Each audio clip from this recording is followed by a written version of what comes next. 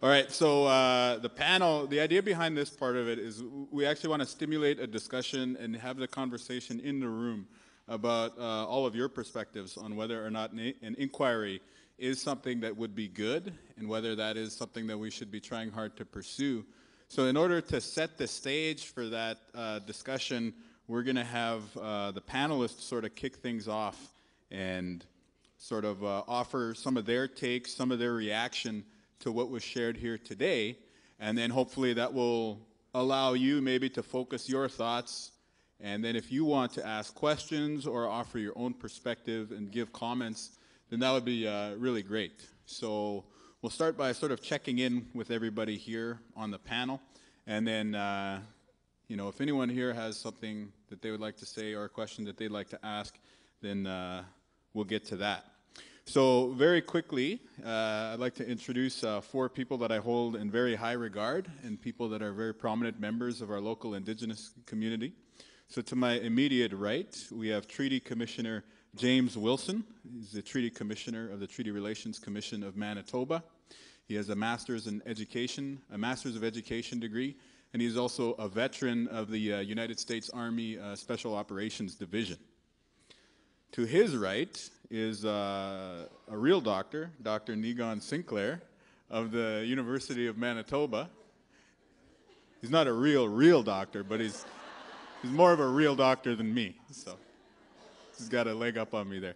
But a good friend and brother, Dr. Niigaan Sinclair, who is faculty at the University of Manitoba's Native Studies Department and is also a publisher, author, and editor of numerous books and publications, including perhaps best known to people in the room, The Winter We Danced, which is the retrospective on Idle No More, written by many of the people who are on the very leading edge of that. And then to his right is the drum.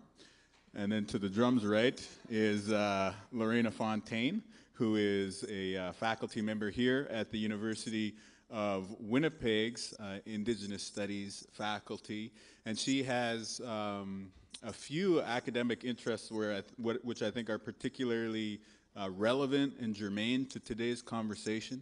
Namely, she's looked at Indigenous women, also a lot into the legacies, intergenerational impacts of residential schools, and she's also taken a particular look at the role of language loss in that experience.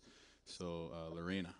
And then finally, a real doctor, Leslie Spillett, who is known to almost everyone in the room, I'm sure. She's the executive director of Ni Kanichihk. She has been at the forefront of a lot of the work that NWAC, the National Native Women's Association of Canada, has been doing in this space. And beyond that, she is, just a stalwart, stand-up member of our community here in the city, and is a very well-respected and very awesome person. So Leslie, thank you for joining us. So why don't we start with you, Leslie, and I'd like to hear your take, and then maybe we could, see if your mind has been changed by anything you heard here today. So ladies and gentlemen, Leslie Spillett.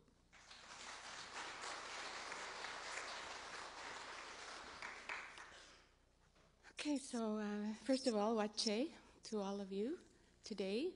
I know that it's past 3:30, but I was wanting to, in case I get a chance to look at this after, give a shout out to the grade 7 class from William White School who were watching it, but I think it must have been quitting time, so they might have gone now. So, but if you get a chance, I want to say hi to you guys. My name is Leslie Spillett. My traditional name is Painted Sky Woman. I represent the Bear Clan, or that's how I identify myself.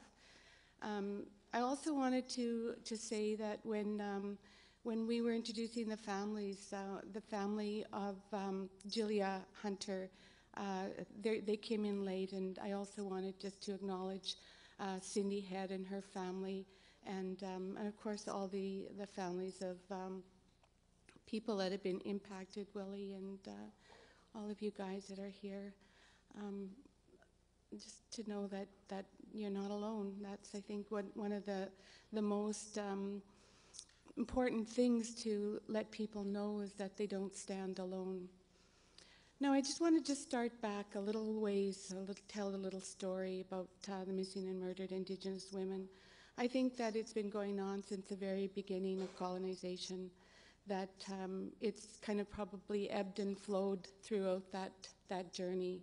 And but we are at a particular time and space now in this nation state that brings us all here today. And I just wanted to pick up a little bit on the beginning of this more recent story. That in about 2000, I don't want to give a long historical bunch of information here, but about 2000, Amnesty International decided that they would do an international project on violence against women. And of course, we know that violence against women is a significant issue in every, I would say, state that it's lost its traditional knowledge and its traditional roots, which is about all of us.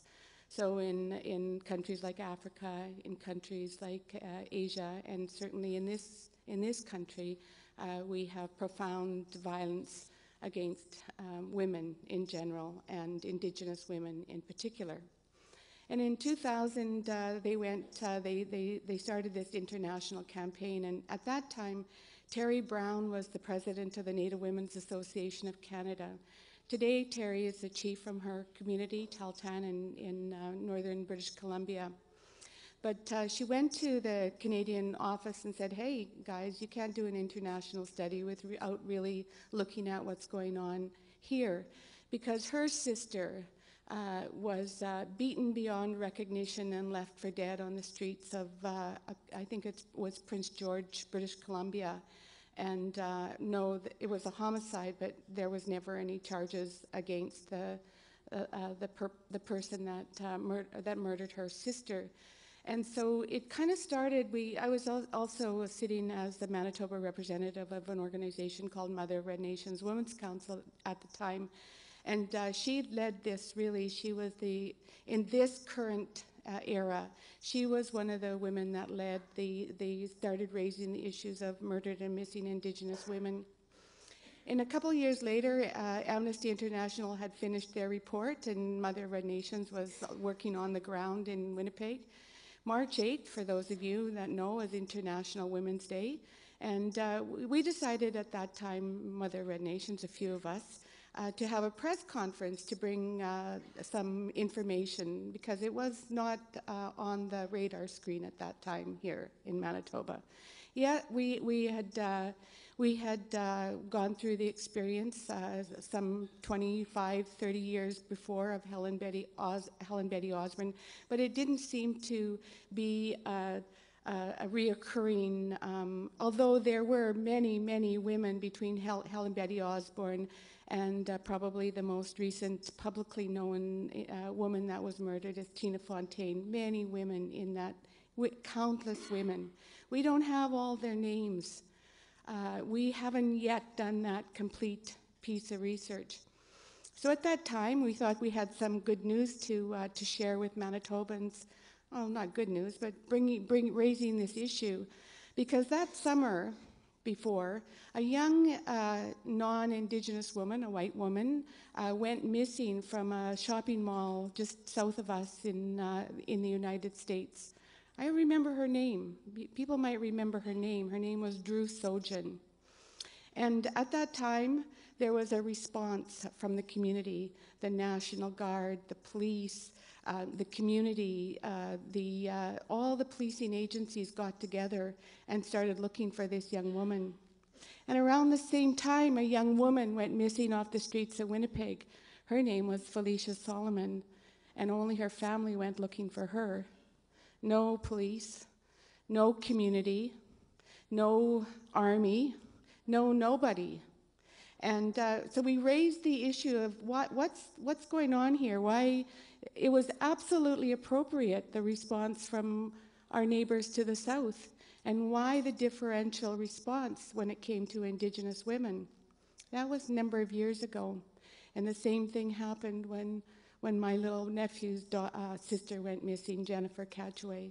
There was a differential response. And just not too long ago, a young woman left her school and got lost. The police canvassed that neighborhood door to door to door to door to door. That was the right response. But when our young women go missing, there is no such response. So we still have a deep gap between how these things are investigated and how between non-Indigenous people and Indigenous people. So we went to the steps of the legislature. How much time do I have? I just want to tell a little short story. About 15? 15, 10?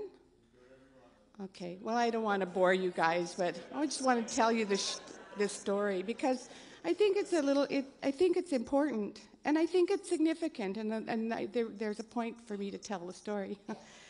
That we went to first of all, we asked our NDP government, if I could use a room in the legislature to have a press conference. I thought that was a reasonable request. Mother of Red Nations, I was the president of Mother of Red Nations, and that was some International Women's Day. Was it not a reasonable request to make? Anyways, they turned me down flat. So I decided that we'd stand out in front of the steps of the legislature and have a press conference anyway. So we had a bit of a press conference, and then of course went in to celebrate the accomplishments of women on International Women's Day. And I understood later that they were going to call the security on us to throw us off the steps of the legislature, but ended up not. But in any event, that was maybe about 12 years ago. Fast forward to today, I think that there is a bit of awakening. We're beginning to wake up just a little bit. You know, I don't think we're fully awake yet in this country about Indigenous people. I love the Chief Meaches, and by the way, I love these people here as well. I love those people that opened up with our ceremony, because that's us. That's who we are. And where was I? Let me think. I could throw myself off. Oh yeah, Chief Meaches, she said, this was our land. This is our land. This is our land. We have nowhere else to go. And when we all remember that, all of us, every single person that has their footprint on this land, then we'll solve this problem of missing and murdered Indigenous women. When we wake up to that, when we remember that this is our land and that it was our intention always to share this land with relatives that didn't have enough. We talk about loss. We throw out these words, colonization, systemic this, systemic that. Colonization is loss. Loss of culture, loss of language, loss of our elders, loss of our institutions, loss of our land, loss of our children. Loss, loss, loss. That's what colonization is. And what is the remedy for that then? Is it more of it? More colonization? You know, make us into non-Indigenous people as fast as we can, and that's how we get out of it? The opposite is true. How the antidote to colonization is to restore those kinds of institutions and those kinds of values and those kinds of that knowledge fully, that is our inheritance, each and every one of us, not just Indigenous people, all of us. When my culture becomes as important to you as your own, then we'll start to solve the problems of missing and murdered Indigenous women. My brother Murray shared, I love New Zealand for some reason. I think because their women are fierce. And we need fierce women. We need fierce women and we need fierce men. Not to stand down to anything, just like that chief said, we need to stand up. But those Maori people, they have a policy, a government policy. It's called parallel development, that Indigenous people in New Zealand get to develop themselves. You know, I'm Black History Month, and I kind of love Malcolm X. And I hope he said this. It was one of those, I don't even know how to say it, memes, is it? On Facebook. I'm a kind of a Facebook friend meme. See? I'm old. He said, you know, only a fool would allow the enemy to educate their children. And I want to talk about the education system because it's not in our criminality, or it's not in our issues that we're going to solve the problem. It's looking at these systems that have replaced all of those things that made us great people before colonization. That's where we have to shine the light. And if it takes an inquiry to do that, I'm all in favor of an inquiry. But I was going to make a little bit of a joke, and I didn't want to make a joke because these are very, very serious life and death issues that we're talking about here. But I was going to say that I was going to try to bring the RCAP, the Royal Commission on Aboriginal People, the beautiful piece, the document that Judge Murray Sinclair produced, the Aboriginal Justice Inquiry. They couldn't fit in my truck. You know, it's when we haven't acted on those recommendations that came out of RCAP. We haven't fully implemented the Aboriginal Justice Inquiry, which was looking at how we could restore those institutions, how Indigenous people could have power over their own lives. That's what parallel development means. People have taken our power away from us, and we want our power back, and that's when we're going to stop the murder and missing of Indigenous women. And those are the kinds of things that I think that we need to start talking about, is around power relationships. Those schools, they're doing the best they can. This is not about an individual thing. I love all the people that teach in those schools. It's not about them.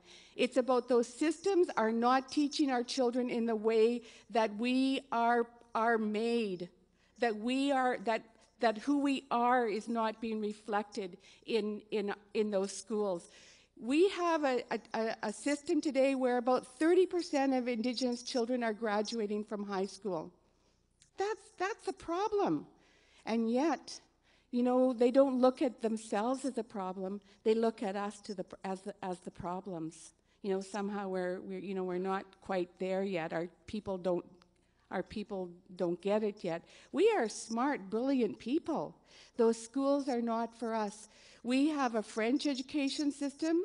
We have various religious education systems. We have an education system for the rich in this city, and yet we do not have an Indigenous-led education system. And I would say that's a systemic change that we can do. We don't need an justice inquiry to tell us that. We've been saying that for 25 years, 30 years, and nobody has done anything about it yet.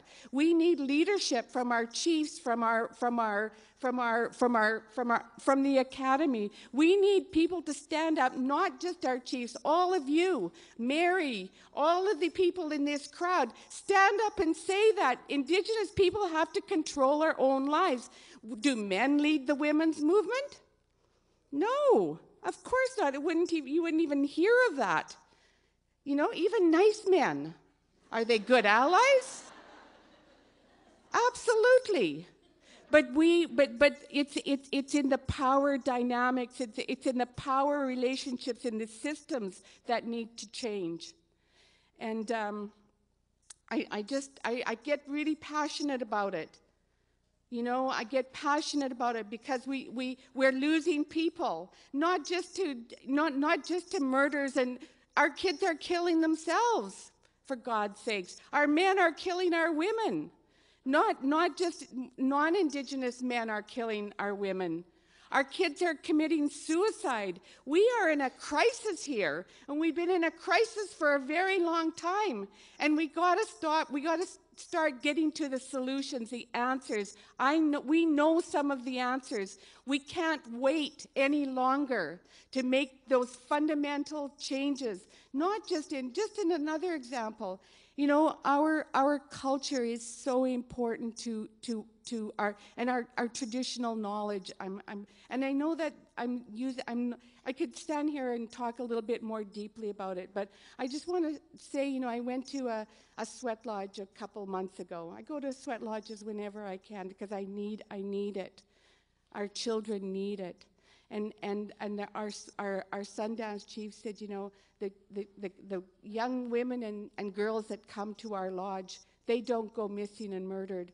And yet our little organizations, we don't get enough support for a really robust and purposeful and an intentional cultural service. We need elders. We need institutional support to bring those back. You know, return those things that were stolen. These are stolen things. The land was stolen. Everything has been stolen. Give it back. We need to start, and then how does that look? It isn't resources. It's resources. Don't tell me that there's no resources to do the right thing. Our jails are filled with children. That costs money. The Child and Family Services are filled with children. It's a multi-million-dollar a year industry. Our children are in an industry. That costs money. We're not making that money. Give that money back to us. We will turn things around in a generation. I can guarantee you that. And I don't need a national inquiry, and nor do you, to tell you what that is. I know that. Our people are living in poverty. Poverty is a system. It's not a, oh gee, you know, oops, we're sorry, you know. These are systems. Racism is a system. It's not, gee, I feel bad about you, like I have a stereotype about you. It's a system. It's complex. It's sophisticated. It's a part of the capitalist system. You know, these are not accidental things. Colonization is not an accidental thing, and we need justice.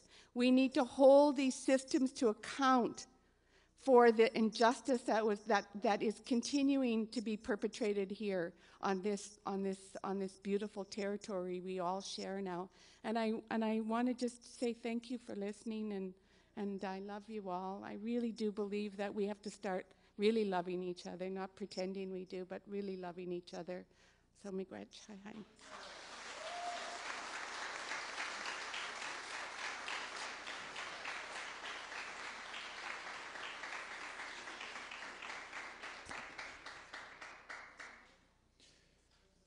Miigwech, Leslie. We're going to invite Lorena now to come up here and give her opening remarks and opening statement. And I'm just going to start her presentation. All right, everybody, Lorena Fontaine.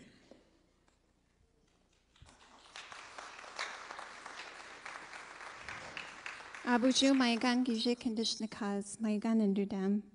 I would just like to thank Wab and the Indigenous Advisory Council for asking me to talk to you today. I spent a lot of time thinking about this issue and preparing for it because I felt that I couldn't just come up here and give you my personal views. I felt that there was a lot of knowledge in our communities that I wanted to draw from. So I spoke to family members, I spoke to activists, I spoke to academics, and I spoke to my family before I started thinking about what I was going to talk about here today. And so my thoughts today are a collection of those, and they also come from our teachings, which Leslie so eloquently and forcefully talked about as being probably where we're going to find our strongest solutions to this. And what I heard is that we need to start looking at some action-oriented responses, but we also need to start looking at timelines and holding people accountable for decisions that they make. And so I'm going to direct my talk today very much on the part of government. We have two just going to put this here. We have 2 international reports that have looked at the role, the responsibility that government has in addressing the issue of murdered and missing women. And I'm just going to briefly go over those 2 as sort of food for thought for the conversation. The 2 of them are the Inter-American Commission on Human Rights. We also have a UN report that was produced by James Anaya, the Special Rapporteur on Indigenous Peoples. And these reports just came about recently, last year. The Inter-American Commission on Human Rights, the report came out in 2014, just this past December. And both these reports gave 2 statements on the murdered and missing women and the call for a national inquiry. The first report said, the conclusion of a national inquiry is a necessary step in addressing the broad factors that led to increased vulnerability among Indigenous peoples. The second report came from James Anaya, and what he said about an inquiry is that it could provide an opportunity for the voices of the victims of families to be heard, a deepened understanding of the magnitude and systemic dimensions of the issues, and identify best practices. Now, I had a title for my talk that talks about what these best practices could look like, but also that these issues are very deeply rooted. And I'm going to come back to that at the end of this discussion here. So I'm going to just briefly go over, I'm not going to go too much into some of the slides here that I brought in the sake of time. But I do want to point out that most of these recommendations that have come out of this report have suggested that any work that is done by Canada in conjunction with Aboriginal peoples has to be done with the input of Indigenous peoples. And there are certain responsibilities that Canada has because they've signed on to international treaties. There's the American Declaration on the Rights and Duties of Man that Canada signed on in 1990. Canada is a member of the Organization of American States and has obligations to carry out its responsibilities to abide by the principles and standards of these treaties. So Canada has an obligation of due diligence, which means that it has anything that it has to do in regards to this issue has to be action-oriented, and there has to be a response. If these actions are not abiding by Canada's obligations, there has to be redress and remedies in consultations with the families, the victims, and Indigenous peoples.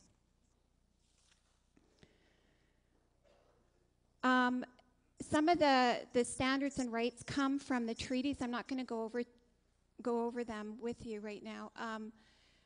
But I want to talk about some of the due diligence obligations that come out as a result of Canada signing on to these treaties. They have detailed instructions and also mandates that Canada has to carry out on this particular issue.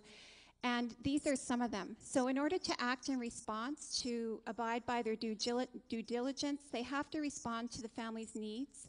They have to create an appropriate legal framework to protect, enforce effective measures, prevention policies, and practices that deal with this issue.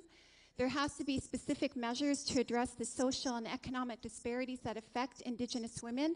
They're very broad-based principles that need to be addressed, that Canada does not often discuss in some of their action to date. The other thing that that is noted in the report is that Canada has responded. It said that it has established it's going to establish a national center for missing persons. It's going to establish a national website. It's going to create culturally appropriate responses to victims. And a lot of these are evident in their action plan that they set out in 2010. But I want to more importantly talk about how these UN reports have responded to these, to what Canada has reported on.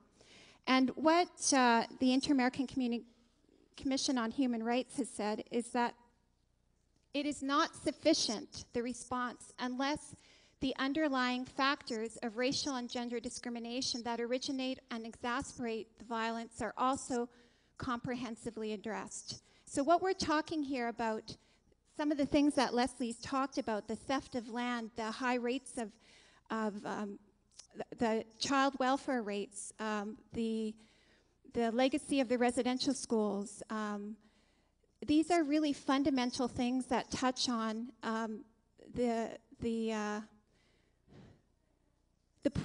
not just the poor health of our communities, but the safety of our women and our children. Another important recommendation that they made is that there has to be a holistic approach applied to violence against women. And this means addressing past and present institutional and structural inequalities confronted by these women. Canada must improve its consultation mechanisms with the different parties involved in order for those mechanisms to be successful, and the underlying factors of discrimination that originates and exacerbates the violence must be addressed. All these things have to be done in consultation with Indigenous peoples and the victims and families. They cannot be implemented, they cannot be structured with government alone. And the last points that I'd like to make, I think that are really important. And if we are going to talk about a national inquiry, we need to start looking at some of the things that Justice Sinclair talked about, or what are our objectives, what are our mandates, and what it is that we're going to be looking for. And perhaps some of the work that the Assembly of Manitoba Chiefs is doing in working with the families that will be able to answer some of those important questions that we need to move forward. But I just wanted to raise this as food for thought, because as Leslie said, the families are not alone, but we as a country of Aboriginal peoples are not alone. We have the international community that is now looking at this issue. There's been reports that have been done now, and standards have been met, and they're going to be monitoring how Canada proceeds on this. But I think one of the places of strength that we have, and Leslie so eloquently talked about these things, and it's something that my family always reminds me, is that we have systemic roots, the roots of a lot of these issues that we're dealing with in this country, that create poor environments for, unsafe environments for Aboriginal women and children. But we also have deeper roots in this country, and those deeper roots are our teachings, they're our culture, they're our languages. And those things are what we're going to draw strength from. They're not going to be things that are going to be coming out of the reports that have already been made recommendations, but they're really the things that have made us strong to begin with, and that will keep maintaining us strong in the future. And I believe that those are the things that we can call our best practices. And I would just like to say that I'm very glad that the University of Winnipeg has taken the initiative to talk about these important issues, and I hope that we continue to, I hope that we're able to keep talking, because I think that's what's going to move us forward. Miigwech.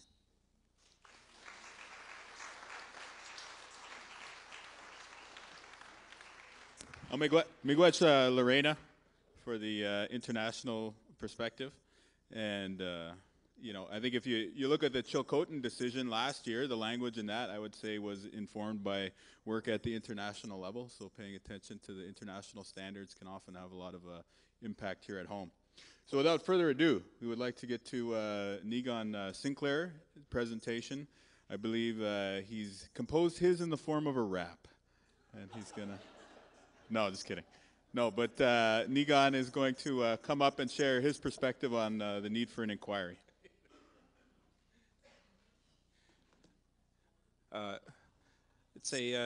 I've been told to be very short on this one, so I'll try to get as quickly as I can to some of the rhetoric. What I wanted to really talk about is some of the rhetoric around a national inquiry and some of the issues that are stemming out, or perhaps arguments that have gone against why we should have a national inquiry, and then sort of question some of those. What I really wanted to do is first off just to greet you. So bonjour and Niigaan Sinclair, Niigaan Sinclair. It's an honor to be here. It's an honor to be with this incredible panel. And I could just listen to Leslie all day to talk about this really important issue and the passion that goes into this issue.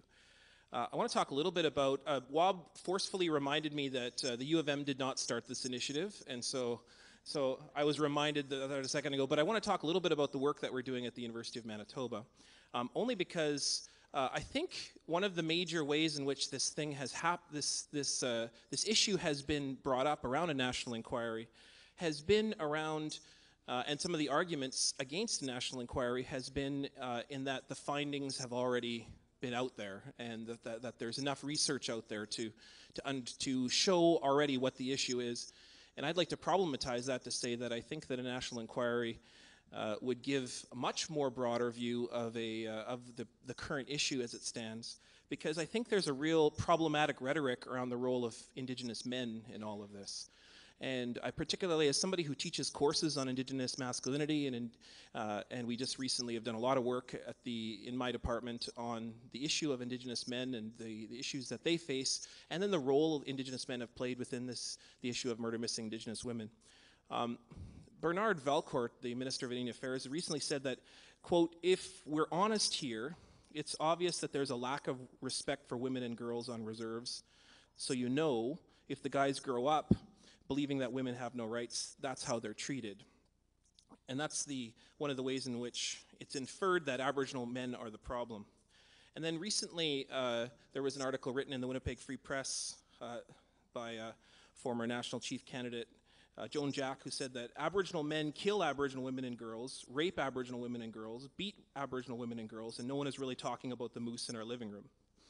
And then Assembly of First Nations National Chief Perry Bellegarde recently said, Aboriginal men must address deep-seated issues stemming from the Indian residential school system, including addiction and cycles of violence, implying that there's a link, this is my interpretation, implying that there's a link between violence of Aboriginal women by Aboriginal men.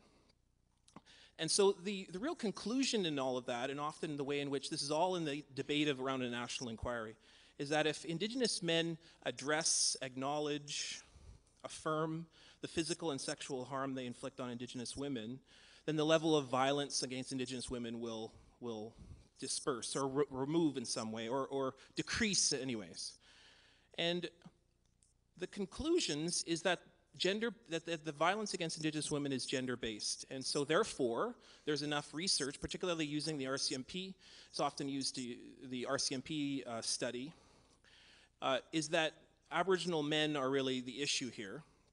And I want to question some of those ideas, because Statistics Canada recently released a report a short time ago that between 1980 and 2012, there were 2 times as many Indigenous men to endure violence as Indigenous women. Now, when the RCMP report came out, 90%, it was argued that 90% of the victims knew their perpetrators. But at the same report, it was argued that Indigenous men, or claimed that Indigenous women are more likely to be murdered by what they call acquaintances, which are things like friends, colleagues, neighbors, and other men who are not intimate partners or spouses. So the question around the vagueness of this is who is doing the crimes is still yet unclear. And yet, I've been at many gatherings where people have said, well, it's non-Indigenous men that are doing the majority. And people have said, well, no, it's Indigenous men that are doing the problem. And so the fact that there's a vagueness around that suggests that we haven't yet uncovered truly what the issue is around that, and that an investigation into that issue is critically needed. And then the question might be is, what are the reasons behind that? And let's just imagine for a moment that if it is Indigenous men who are the majority, who are perpetuating violence, let's imagine that just for a moment, then all of us as Indigenous men, the work that we do, no matter how positive, we have had a role in this. And so we really have to reflect deeply and at times apologize to all of us, to everyone, and that on behalf of our brothers and our sons and our fathers and our grandfathers, we've had a role in this, and that we've had a role within their lives, and we've universally failed to stop the perpetuation of violence, to protect our sisters, our aunties, our grandmothers, our moms, and most of all, our daughters. And we've also failed at times to participate in the creating of healthy and safe environments for our families, communities, and our nations. Now, of course, apologies have no meaning unless they come with action. And so I want to talk a little bit about the work that I think is important to do, and that a national inquiry would begin to understand why the work that's being done in small areas needs to be extensively done throughout the country. Because it's my argument that amongst Indigenous men, most of the violence that is perpetuated has been learnt, inherited, and then recycled. And that most of it comes from an imposed sense of internal patriarchy, heteronormativity, and cycles of a disempowerment that has been instituted, taught, and imposed upon our communities by things like residential schools, and it's been well documented. I think Lorena Fontaine gave a really great overview on what are the issues that I think Indigenous men have endured, and then therefore have began to learn some of those cycles of violence. And that any inquiry that examines violence against murdered missing Indigenous women, I say, will inevitably uncover that the violence the violence that is being endured has been inherited and perpetuated by those cycles that have been learned. And that if Indigenous men are a part of this issue, that Indigenous men are a deep part of any violence against Indigenous women, because it's interconnected.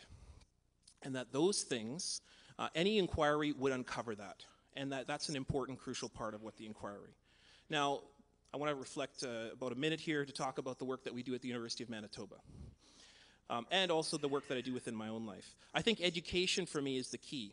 And there is no work that I think is more important for myself dealing with the issue of murder missing Indigenous women as someone who inherits this issue, has to engage the issue, and has to critically think about it. The work that I do has involved education, so teaching courses, for example, on the history of patriarchy and the history of the introduction of colonialism and the way that men, perhaps in the past, have inherited some of those legacies around gender, around biology, moving away from the roles and responsibilities that we've had as protectors, as fathers, as grandfathers, and as sons. And so many men are doing incredible work. Carl Stone, for example, at the University of Manitoba, heads up a men's group that we've been developing for about a year. Jason Parento, who I work with a lot in my own classes, he was here earlier. He does incredible work at the Manitoba Youth Center, which, of course, if any of you have been at the Manitoba Youth Center, 200 to 300 young men are in that, and 80 to 90% of them are Indigenous men. Young Indigenous men who, for the very first time often in that facility, learn ceremony for the very first time. And that is an issue that relates to the issue of murder missing Indigenous women. So there's an assumption out there that an inquiry would be a universal, would not do anything. It would be a failure because it wouldn't solve anything. All the research is there. But that is only on the base assumption that any conclusions coming out of an inquiry would not be implemented by a government. So when anyone ever says, well, an inquiry wouldn't do the work, the assumption immediately within that is that any recommendation, as Justice Sinclair talked about, an inquiry's job is to give recommendations, that the recommendations then would be not implemented. And in the case of RCAP, in the case of the Aboriginal Justice Inquiry, that has almost unilaterally happened. However, it doesn't need to be that way. Recommendations are there for a reason. Unfortunately, the solution of the federal government to deal with this issue has been to decrease funding and abandon urban and inner-city programs, exponentially increase poverty in First Nations community, and radically cut funding to any organization that wants to talk about this issue, and build more jails. That's been the way in which this government's been interested in dealing with the issue of both murder missing Indigenous women, but most markedly the issue that we often don't talk about, the violence against Indigenous men, which relates to this issue. And so I think an inquiry would begin to uncover the systemicness and the broadness of this issue. And that's what I wanted to bring today. So miigwech.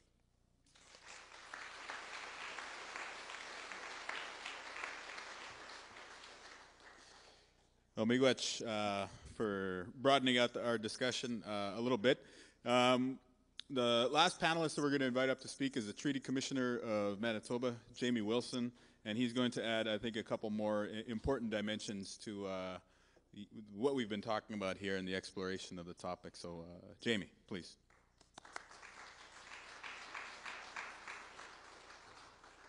Wab told me 2 minutes, right? I won't tell Leslie that. I wanted to thank the university for hosting this event, thank the families for coming out, for being here, thank the people that have shared. I was struck by a couple of comments, one of them being the comment by Chief Meachus, Francine Meachus, that we felt like no one cared. And I think, to me, observing today, that's really a statement that captures my feelings about an inquiry. So it feels like there's a general sense that Canadians don't care about this issue, and we see that as a larger First Nations community, the hurtfulness that causes, right? It really hits people deeply when you feel it. If you feel that somebody doesn't care about you or your issues, it's a pretty profound statement. So I'm still debating Justice Sinclair, your dad, right? We were laughing at you because you said Justice Sinclair. So. Okay. We were so this whole question of, do you support an inquiry? Are you against an inquiry? How do you feel about it? And I feel like the inquiry has now become this issue where it's a symbol of caring. Now, would its implementation, or would the implementation of an inquiry actually follow through with that caring? I think you touched on some of those issues, but there's a broader sense, and we saw it in Winnipeg over the last few weeks, that there's a gap and a resentfulness between the First Nations community. I think there's a lot of Manitobans that do deeply care about First Nations issues, and they're wondering what to do, what can I do? And this has become, I think, one of those issues where people are demonstrating, okay, I care by supporting this issue. That doesn't get into the efficacy of an inquiry or the impacts of an inquiry or the budgeting of an inquiry. I just wanted to touch on that briefly. I think there's some important issues that we need to discuss as well as a First Nations community. I speak as a father of 2 daughters, as a son, as a grandson. We have women's bodies in Canadian society are highly regulated, and First Nations women's bodies are extremely regulated. The Indian Act, Sterilization Act, religion, how women dress, what actions women can take, where women can go, where women can't go. I think as a community we've really got to examine these issues, examine their long-term impacts on our relationships with each other, between genders. I talked to my sister, amongst other people, before I came up here today, and she said, remind people that Wisagajak, if you don't know who Wisagajak is like one of our heroes of legend, I guess, in northern Manitoba. Wisagajak is a gender-neutral person. It's only in translation to English that Wisagajak's role and identity has become largely male. But in our language, Wisagajak is a gender-neutral person, and is able to adapt gender roles based on situation, adapt not only gender roles, but identity, whether it's human form or animal form, based on the situation.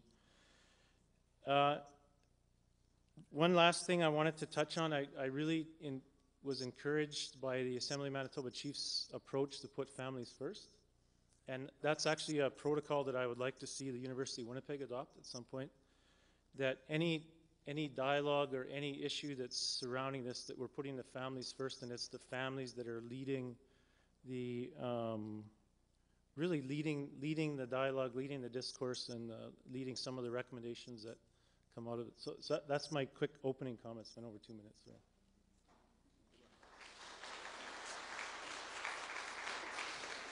All right, well, miigwech kikinojiek. Thank you guys for speaking to us. We have mics in the house if you guys want to make comments or offer some insight or query our panelists up here. Feel free, I guess, just stick a hand in the air. All right, so maybe we'll go to, I believe, Alea. Yeah. Can we get a mic over there?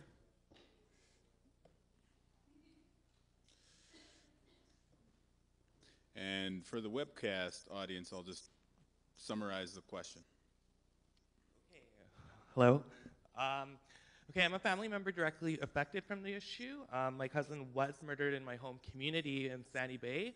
And when you guys talk about engaging family members, right, my family member has not once been approached to be engaged in any decision-making and any process and duration of being part of Families First with AFN or with any other movements to do with family members directly affected from the issue. And then on the other part, I'd like to talk about also the transgendered part. I've only heard two-spirit transgendered maybe 5 times through this whole duration in this event. It's very important to address those issues. Therefore, when it comes to trans folks, two-spirited, they tend to be forgotten about when it comes to the issue. For example, Divas Belanger, right? Rose Osborne, okay? Their family members, I'll talk a little bit about Divas's case. Divas's family, I'm in close contact with them. And again, family members falling through the cracks of the system. You know, when we talk about systems and how systems work for families, Divas is an indicator of falling through the systems hardcore. Her family member, during prelim trial here in Winnipeg, had to find her own airfare from Reserve to Winnipeg, her own accommodations, her own transportation to and from the court proceedings, and food. Okay, and not only that, she has a special diet. Her family members have special diets, therefore they're diabetics, right? And I had to take it upon myself to go into victim services during the prelim trial and demand that her needs be met. And still then, they could not meet her needs.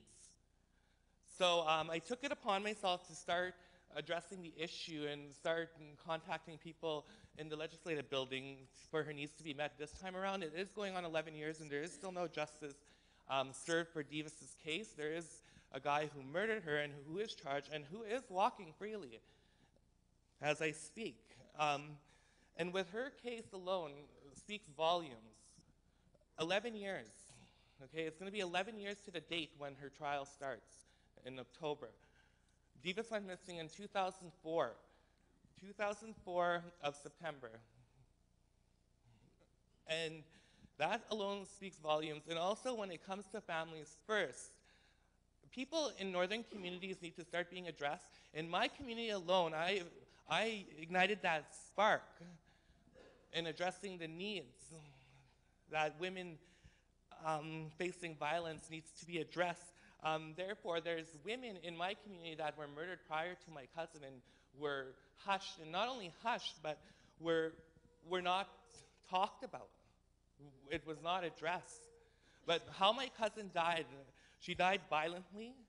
She took safety precautions on getting a designated driver that night. She went out to enjoy herself, you know, and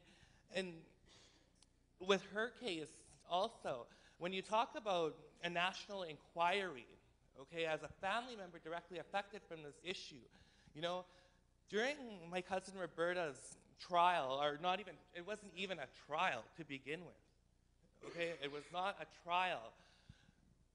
When my family went to the courts, they were consistently taunted from the people perpetrating violence, perpetrated that violence to my family members, and telling them that they're going to be shunned and this and that. And not only that, with my cousin's case, it was not even heard or brought into the courts full force, where they pleaded out instantly to guilty. My family member would like to hear what had happened prior to those hours, that timeline to my cousin's death. And then we go and ask, do we need a public inquiry? My family member doesn't even have those questions, and here we are asking for a public inquiry. And the majority of these family members directly affected from the issue of missing and murdered Indigenous women and transgenders, you know, we need to start asking ourselves, you know, the justice system needs to work in the family's favors, not on the people perpetrating this violence towards them and murdering our sisters, our loved ones. And for myself, as a family member directly affected from this issue, I don't agree with a public inquiry because, again, you go to BC. You know, you go to BC with Robert Picton's case. You know, when I walked across this country and when I went to Edmonton and started hearing the victims, like, they had no say in this public inquiry. They had no say whatsoever. And all the family members, the offspring, directly affected from this issue, still, you know, asking questions, you know, and that's how this is going to be. I'm sorry, but that's where I stand on this public inquiry thing. You know, again, it's a lot of questions that aren't going to be answered, you know, and again, you know, are we ready to re-victimize family members, you know, with this? And like, I'm not only talking about the murdered, but the missing aspect also. You know, it's bad enough that they're still longing to find those remains or their loved ones alive, you know? Are we gonna add to victimizing them again? You know, when we talk about a public inquiry, my family does not want a public inquiry. What we would like is more detail into what had happened in my cousin's timeline before we even go looking on the broader picture of a national inquiry as a whole. So with that said, I would just like to leave it at that, and I would like to thank you guys for hosting this. So who do I give this to? You can hang on to it. Hang on to it.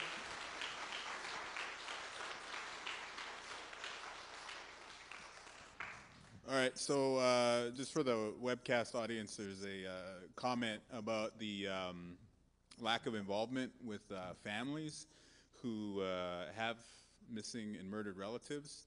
And Alea, am I saying your name right? Said that her family would not want a public inquiry because what's more important to them is to hear the timeline that led to their relative's death, rather than go through like this open public process during which they may be re-victimized, re-traumatized. So could that come from the police? Like the police reports, would that be enough, or? Police reports don't have really much. For my cousin's case, I've read over the reports, and it's when it comes to my cousin's case, it's very minimal when it comes to police reports. And mind you all, my cousin was murdered half a block from a police station on our main road in our community. And when it comes to reports, if you were to read the reports, the coroner's report also, lacerations, right? A laceration. My cousin was decapitated, fresh laceration to her neck, right? And my family alone does not have any closure. We did not get any closure. We did not get to say our goodbyes to my cousin. Therefore, you know, just like other family members directly affected from this issue, you know, it was a closed casting. You know, my cousin left a 14-year-old daughter. You know, and you know, my family would like to understand and know what had happened prior before trying to go into a public inquiry. We would like to know, but re-victimizing them publicly in a public inquiry is totally something different. I think my family needs the answers, and a lot of family members do need answers prior to where this public inquiry would take place. All right, so Alea is saying essentially that the police reports and coroner's reports are not giving the detailed timeline that they want to see, and that's, I guess, where things are falling apart. And so there's no need for an inquiry in her estimation based on that. Sue. Hi, Sue Caribou. I've been going through this since I was a child. My first memory was Nancy Dumas. She was an elder. She was looking after the children all the time. And then my grandfather, Lazar, was found by the train station in Lynn Lake, still unsolved. Another grandfather, George Biggity, unsolved. He was found at the park. my sister Carol, still, and my niece Tanya Nipinak. She's supposed to be at the Brady landfill. And I'm friends, well, my family and are friends with Betty Helen Osborne. I went to residential school in God Hill where she went. So it's one after another for me, and I'm still not getting any answers or any help. And I'm also going through a difficult time with a white person, with my residential school money, which I considered a slap on the face. Nobody will help me get my cottage back that I bought with my residential money. I did something good for my children and my grandchildren. That's been taken away from a white man, and nobody will help me with that. And nobody's going to continue searching for my niece, Tanya Nipinak, at the Brady landfill.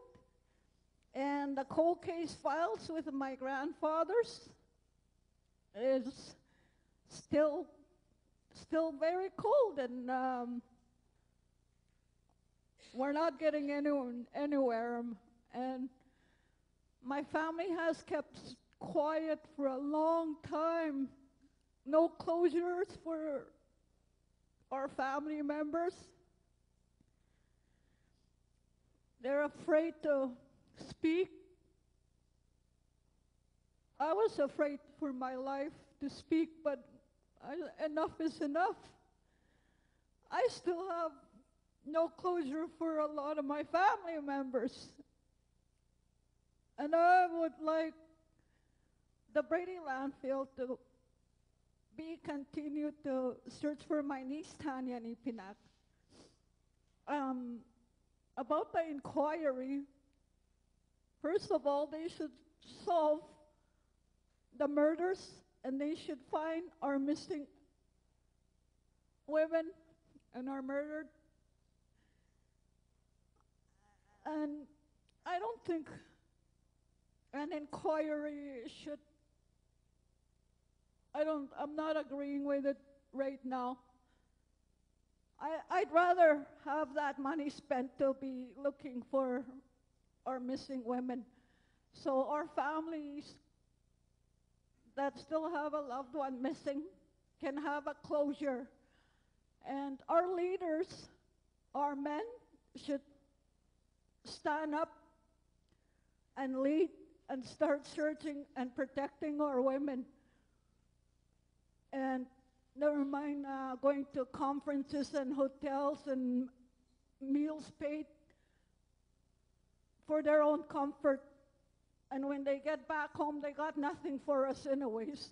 They went to the meeting for what? We didn't get no answers. And I still don't have no answers to this day. And the records at the Brady landfill all of a sudden disappeared. So everybody has to sign when they go dispose something at the Brady landfill. They have to sign in. And the time my niece went missing and we were told she was buried at the Brady landfill, well, those records went missing all of a sudden. So, the man told me one day I will be one of the missing and murdered women if I continue to speak for my family or the missing and murdered families. If I continue supporting this. Of course I'm going to support it 100%. These are my family that I want closure. And I want closure for all the families. I live every day thinking of my family and not getting anywhere. So this inquiry is not going to bring them back But I wish they would solve the case and find our missing and loved ones. That's what I pray every day for. And thank you.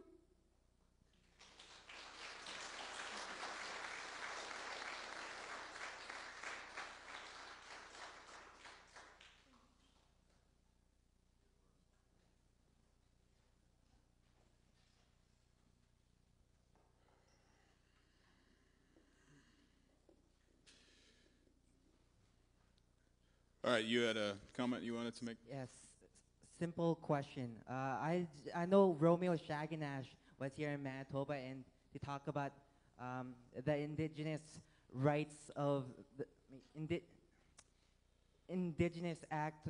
I can't remember the name right now, but The Indian Act? yes. But the question of missing inquiry, I think that's just for optics, but the Romeo Shaginash, that act, the Indigenous Act of the Rights of the Indigenous People, I think that's one of the fundamental things that we need to talk about. And another thing is about these gender binaries. The missing and murdered Aboriginal women, I don't get why it's called labeled that. Why isn't it labeled missing and murdered Aboriginal people instead? Because aren't we just propagating the stereotypes, the hypocrisy, and the institutions of these? Okay. So, and I just want to say, I work with Aboriginal youth opportunities, and we talk about these issues that all four of you raise every Saturdays, as well as meet me at the Bell Tower, which I suggest that everyone here comes by at the Indian Family Center. It's a great place to actually get to know the Aboriginal culture and the people in our community. And Fridays at 6. yes. Yeah. And I just want to say about the Indigenous community in our country is that I really love your culture. And before we can talk about loving the Aboriginal people, we have to start talking about what we love about the Aboriginal culture. Because you guys gave me a reason to believe in myself as a young person. And I understand everyone's feelings here, but I think we need to talk about these issues seriously. Not just if you're Aboriginal or not. So it's for everyone. Very good. All right. So let's get a response from some of our panelists. I think maybe Jamie could speak to the Indian Act. I think that would be good. But first, why don't Lorena or Leslie, do you want to respond to the idea of why is it called missing and murdered Indigenous women or missing and murdered Indigenous women and girls? And I think that the short answer is because like the advocacy work began with Indigenous women, right? And that's who's been leading this until like a couple years ago, I guess, when Indigenous male leaders started sort of coming around. But maybe Lorena, do you want to flesh that out a bit more, or Leslie? Are these on? Go for it. Well, I think that for me, it's more than necessarily about who is leading it, because, and I also think that we also recognize that men have gone missing as well, and I think that part of it, the reason why I think it's important that it's that we and I understand what you're talking about, that those binaries, you know, male, female, and really that's not exactly, you know, that's one way of thinking and framing things.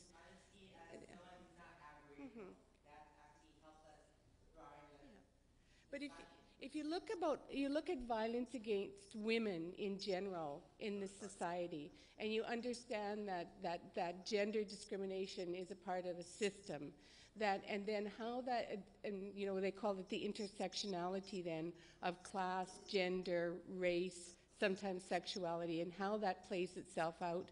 I think that's the kind of thing that, rather than looking at it in terms of peoples, although, you know, the violence that Indigenous people have experienced is profound and continuing. So I don't want to discredit that, because we know that that's the case.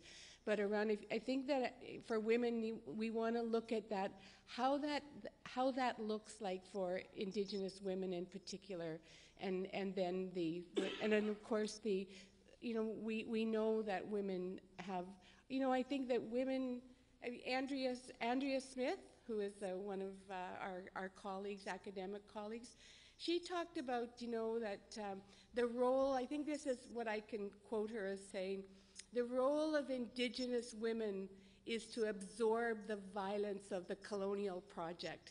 So how do we understand that in the context of this then? And to me, we need to look at that from a gender-specific perspective. That's my... All right. And I believe Niigaan is going to speak to the Indian Act. Okay, so I actually just want to echo Leslie, and it is of crucial importance that our young men, and particularly Indigenous young men, learn that, because there's such an incredible sense of empowerment and a sense of awareness that comes out of educating our young men that the violence is not normal. And that I can't echo that enough, and how for young men, when they learn that, they completely turn around not only to their own lives, because often many of these young men who I encounter are actually leading pretty powerful, positive lives, but the lives of their brothers and their uncles and their grandfathers and all of their cousins. And that has an incredible effect. Education, I think, in many ways has such a deeper effect than policy. But okay, so what you were talking about specifically in terms of Romeo's recent visit to Manitoba had to do with his private member's bill to implement the United Nations Declarations on the Rights of Indigenous People, which was not have to do with the Indian Act. So just to be clear on that.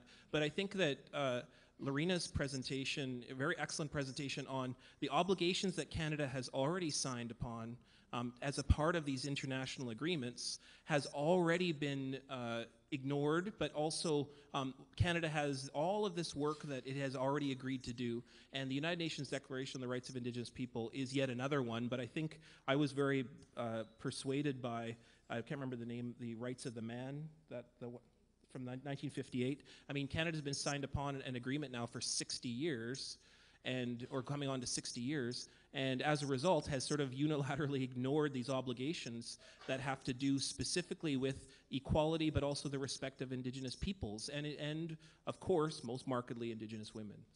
So what my friend Stephen Lewis would say in response is that the reason Canada ignores those things is because they're declarations rather than conventions, right? And so if there was like a convention on the rights of Indigenous people, or, you know, some such stronger legal standing on the international level, then they might get acted upon. Can I just add to that? She just about jumped out of her seat there for everybody watching at home. Lorena has a point to rebut, clearly. No, but Canada signed on to, I think there's about 8 or 9 international treaties that deal with human rights of peoples, and Indigenous peoples are included in that. They are treaties that require a lot of the obligations that I laid out from those other declarations.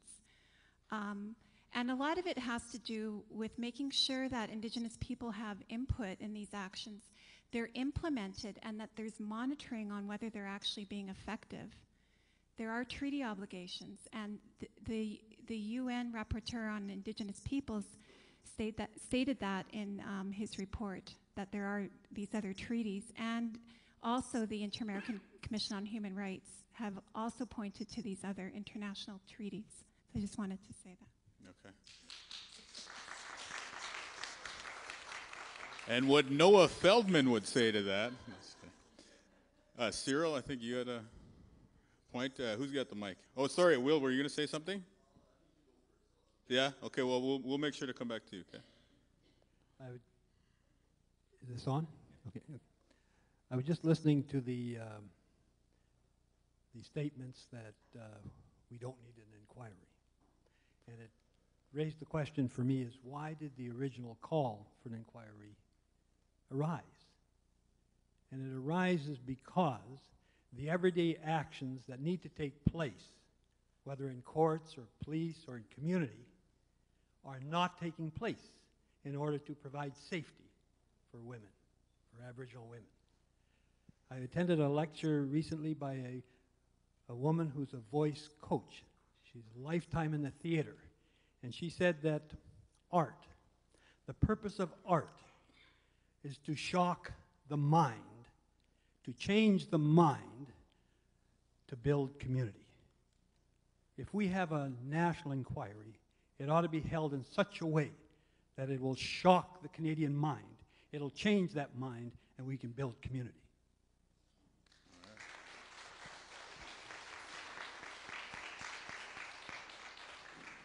Hi, everybody.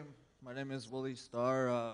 My sister, I'm here on behalf of my mother and father, Bernice Catchway and Wilfred Catchway. My sister Jennifer went missing in 2008, June 19th, and since then we've been searching every year. And my parents aren't here. They're unable to make it today, but they asked for me to come in. So I just wanted to share a little bit of the struggles that we have faced regarding relationships between our family and the RCMP and our family within the community where we're living. When my sister went missing, we went to the RCMP station. We witnessed firsthand the stereotypes and the racism just right off the bat. We wanted to tell them that my sister was missing and everything, and they just told us that come back in a week. She's out drinking, and just brushed us off. You know, it was awful. And when our family went out searching, there was only like just our local family, like 15 to then it grew to 50. We're out there searching, and for about a month, and no results, and no involvement with the RCMP. And then a month later, a white girl goes missing, and all of a sudden they got helicopters. They drained a water dam, you know, and there was 1,500 people from the community loaded up with buses that came out, you know. And I was like, man, there's inequality inside the community regarding, you know, Caucasian and Indigenous peoples, and yeah, we've seen that. And my dad is frustrated because he's the one out there, you know, doing all he can do, you know, and it drained him financially, and it's hard on our family as well as everybody else that's here. You know, we feel a lack of support from federal or provincial governments. Regarding the inquiry, it was very informative to be at this meeting today. It really brought to light a whole bunch of issues that come along with it, and I kind of worried about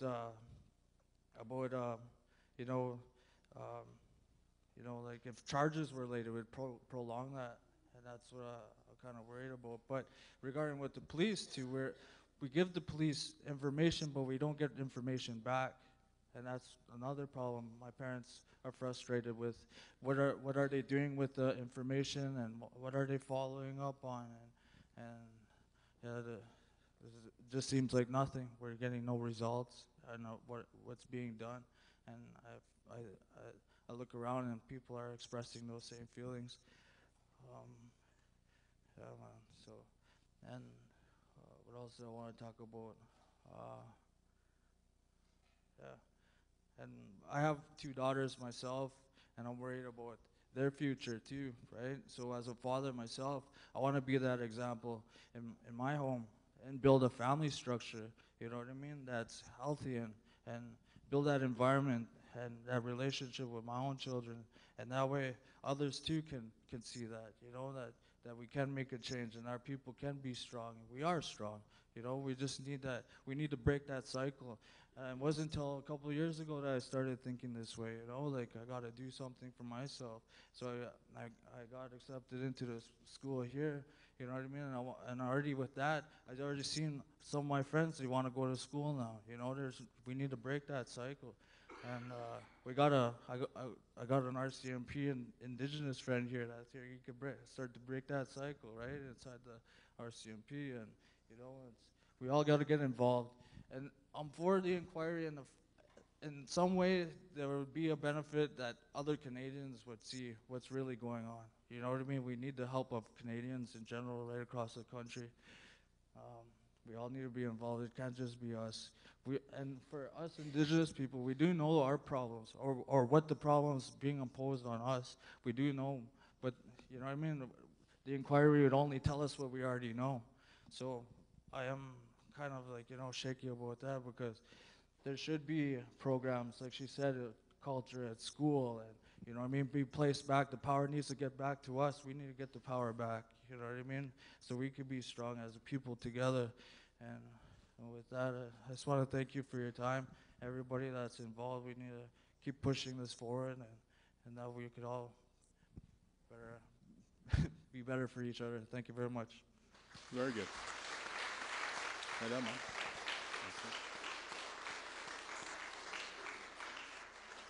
It seems like a pretty good place to leave it. So I'd like to thank Willie, Star, and also my heart goes out to you and your family. You know, that sucks, man. So why don't we go around the table one more time? I think what would be useful perhaps is, have you heard anything today, like from Annette or from Murray or from, you know, Alea or Willie or Sue or, you know, the other people that we heard here speaking that make you think differently about an inquiry? And if it hasn't changed your mind, then remind us of what the most important thing that you heard today was. So maybe we start with Jamie. Save the best for last. We save the best for last. I'm always looking at you, Leslie. Okay. I will, can you hear me? I can't tell if it's on or not, so. There we go. I will just echo what I said earlier, the comment that Francine said that we felt like nobody cared. That's really, to me, just a remarkable part of today, and figuring out a way that we can go forward and take that caring, I guess, turn it into action somehow. I also think that a number of people touched on education, the importance of our collective investment in education, both of our own children and of mainstream children, and how if we want to build these relationships in the long term, then we've got to really, really invest in that education. I want to just say one thing that I think is important to, everyone's always asking me, what can we do? And particularly they're asked, you know, they'll contact, I think about today. So today I was called about a woman who's, I was called by a woman who's going to be evicted tomorrow, and what can we do to organize? So it's often, you know, this 24-hour sort of working on that most of this evening and to try to help this individual. But most people ask, what can we do in these situations? And I heard my brother over here speak about the cost of these things. And I can't emphasize that enough. You know, when Renelle Harper's family was in town and was dealing with all of the issues, there was costs associated with that. And not only cost, but time and commitment and food. And I can't, you know, emphasize how that takes an entire community to do that work. And most of the individuals who are with I Don't Know More Winnipeg picked up that work. And we fundraised. We fundraised within days, thousands of dollars to try to make sure that they could have a place to stay and food to eat and so on and so forth. And, you know, it doesn't take a whole lot of time sometimes. The Tina Fontaine Vigil only took us about 3 hours to organize. And a group like Wab and myself and a number of other people quickly organized those things to try to engage the issue in a peaceful, important, meaningful way. So each one of you have that ability to do that. And you have that ability, whether it be to commit and help a family. Issues like dredging the red takes money, you know, and takes time and takes people. And, you know, more and more and more, people like Bernadette Smith will, you know, they're available and they always know where the opportunities lie. So I just want to emphasize that. One of the most interesting things I heard today, I actually didn't learn, I didn't know much about the international organizations and the international agreements that Canada's already signed on to and the provisions that go within that. So I really appreciated hearing Lorena's talk around that. But I also really appreciated hearing from families. I think that the families, one of the biggest issues time and time again, over and over and over again, is the voice and the recognition that the families are the ones we should be thinking about and listening to continually over and over again.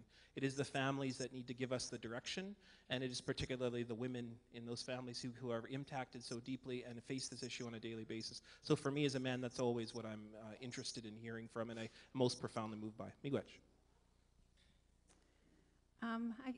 I guess I just want to share about one of the greatest privileges I think about teaching at an institution like this is to see, is to hear from other people how education is having an impact on their life. I have the privilege of teaching so many Aboriginal students. I can't even tell you how much the Aboriginal student population has grown here at the University of Winnipeg. When I first started teaching 5 years ago, half the class, maybe a quarter of the class, there was Aboriginal students. Now my classes are full of Aboriginal students. And I hear over and over again that, that the power of education, the impact that it's having on their lives, to be able to connect the dots, to be able to say that my family is experiencing the things that they are because of what we've been through as a people. And not only that, but they have ideas about how to create change. And I'm really excited about hearing about that change, about hearing about those possibilities. And so I think that education is key to create the changes that we need to deal with a lot of the issues that are related to this issue. They're very complex. And I think the thing that I've learned in coming here today is I knew they were complex, but I've realized that they're even more complex in thinking about a national inquiry. And I think the driving force really has to come from the families. Miigwech. And I just want to thank the university for organizing this, Diane and Wab. And I guess one of the things that I learned, I guess, through the day is, and I think that people are you know, starting to wanting to take. I mean, this is not an Indigenous women's issue. It's not an Indigenous issue. It's our issue. And I was sitting in the back there with a woman. It's often in those kind of spaces where you make that connection. And she was from a church group, and it was packed in here. She says, "I don't even know if I really belong in here. Maybe I should make space for somebody else who this is more meaningful to." And I said, you know, it is your issue. You got to stay here. And the difference between, you know, 14 years ago or 12 years ago and now is quite significant. You know, just in the summertime, you know, oftentimes, and still is today, you know, women go mark the anniversaries on Selkirk Avenue or in some places of the death of their child. And when Tina was, you know, thrown into the river in a garbage bag, there was a lot more people that were there that evening. So I think that there is beginning to be a cultural shift. I'm one of those skeptics. I don't know about another inquiry when there's so much unfinished business, even from the AJI. You know, we have so far to go, and you know, and I agree that education is important, and I'm not saying that it's not, but most of our kids are never going to get to university, and we need to, you know, because of the system that exists now in these schools. It is a pipeline to jails, really, for many of our children. And so that, to me, needs to be addressed as a huge issue. The child welfare system is a huge issue. Our kids weren't just taken away to residential schools. They're taken away today.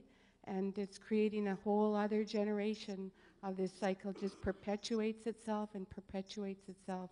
And the problem is not inherent in us. The problem inheres in those people, those systems that have power and give life to that. There's a reason for this to happen, and there's a reason for it to continue to happen. And it's not going to, you know, an inquiry is not going to change the systems of power and why those power systems exist. It's just not. I don't think it is. So that's. But if it did, I would be all in favor of an inquiry. If I thought for 1 minute that it did, then I'd be at the front of the march. Miigwech.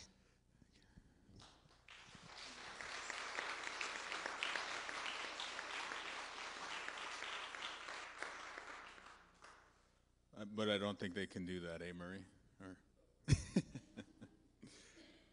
Julie, Renelle, do you guys want to say anything? No? All right, well, here's one thing I think we could all think about is everyone who spoke and, you know, everyone on our panel and everyone in the audience today seemed to share that it's time for some action, and that action should begin in the community and with supporting women and girls. So I'd invite you to say hello to our young relative here, who is our survivor and is somebody that we should now turn our attention towards supporting and make sure that she has the most awesome and beautiful life possible. So let's all show our solidarity with Renelle.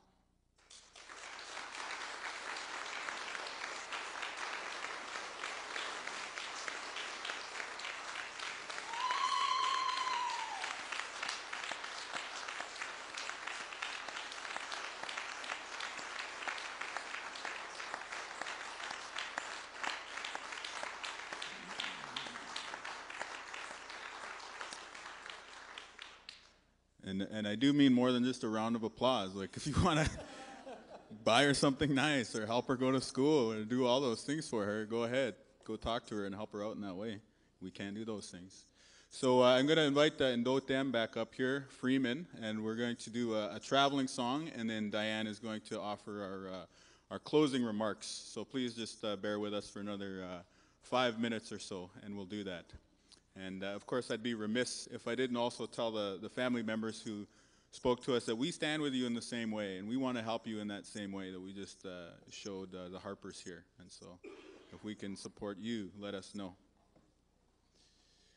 So again, if you guys weren't here with us earlier, my bro Freeman, he's my clan brother from Ni Kanichihk, our Whitefish Bay, Ontario, and is a very well-respected singer, and also a university student at University of Manitoba.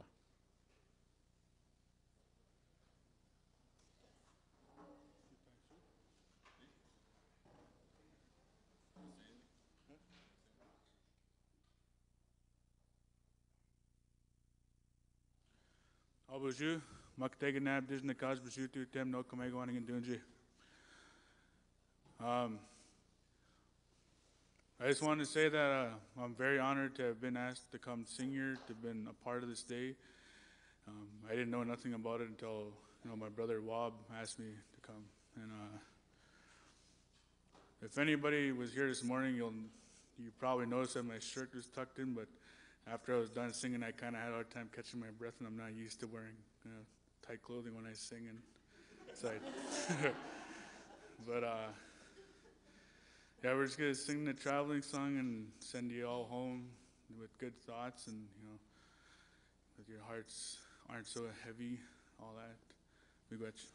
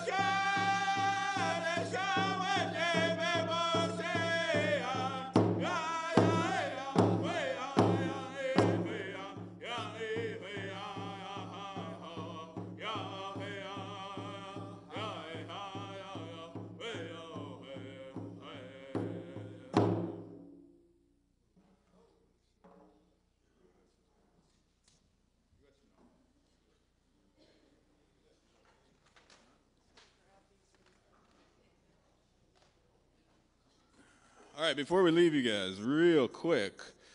Earlier, Murray did a straw poll. Who in the room supports an inquiry, doesn't support one, and isn't sure? Can we do that again real quick? Show of hands. Who here supports an inquiry?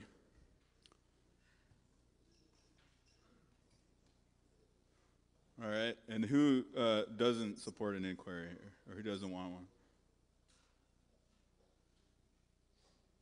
All right, and who's still not sure? Well, I don't know if you're coming here expecting answers, but more people are unsure at the end of this process than were earlier. So if anything, you were asking the right questions and posing the interesting sort of things and challenges we should be thinking about. Yeah, so here's Diane.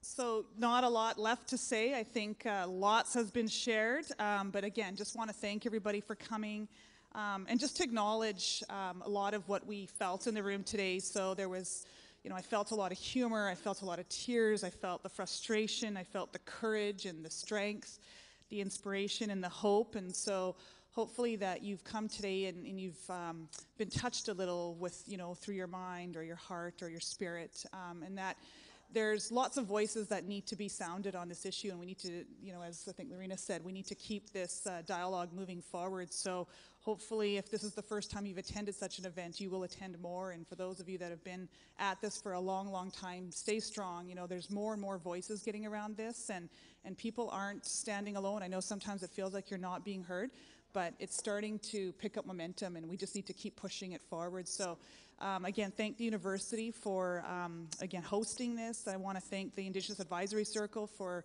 being very adamant about keeping this issue on the table.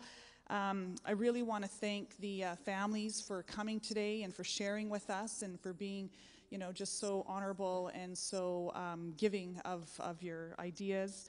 And I want to thank, I think Jason and Anna might have left already, but they opened up our circle in a good way, and for Freeman, who is helping us to close our circle. And I just want to say thanks to Wab, because he did a lot of the organizing here. So again, safe travels, Kachimi Gwech, and we'll see you very soon. Miigwech.